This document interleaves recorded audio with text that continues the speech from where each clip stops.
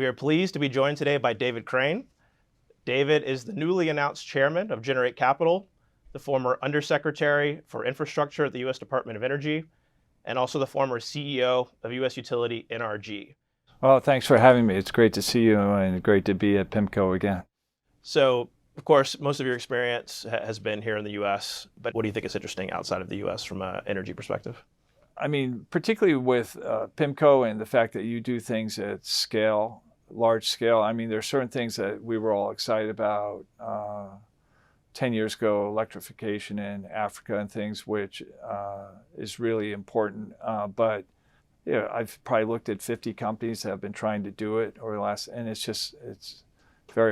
no one's just figured out scale. So what I do for someone that's looking in the electricity space and wants to invest big amounts of money is say, well, when it comes to electricity, there's only about 15 countries that are big enough, to really matter. There's countries like Brazil, but it's really hard to invest in electricity in a country that's largely dependent on hydro, because if you're investing in hydro and you have a dry season, then you're hurt. If you're investing in something to compete against hydro and there's a wet season, you're hurt. So it's not that predictable. But within this more nascent low carbon space, anything that you find particularly interesting or compelling? I think geothermal's worth looking at. I also think because electricity at the very least is going to become probably doubly as expensive as it's been, that will give rise to software and other integrated solutions that just get back in the sort of boring area, what's been perceived as boring area of energy efficiency.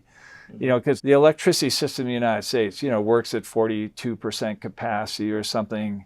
And I think there's going to be a lot of solutions that just people will trend towards becoming smarter about their electricity consumption when they realize that their monthly bill for electricity is not going to be $150 a month anymore.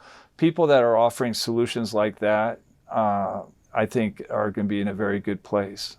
What do you see as potential mitigating factors to actually be able to meet that expected power demand, particularly in a world where we have potential supply chain disruption and different macroeconomic uncertainty? Well, on top of being green, solar and wind, those are the two forms of large-scale generation capacity in the United States that can add incremental capacity faster than any other. Okay.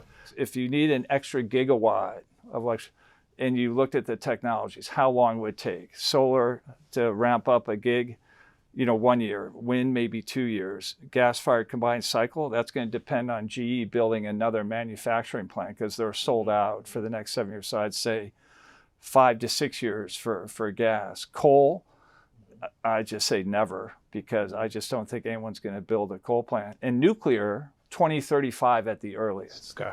So you combine all that. Where are there financing gaps? Where is the market perhaps overlooking investment opportunities? A fair number of the technologies in distributed or in clean technologies are pretty highly distributed.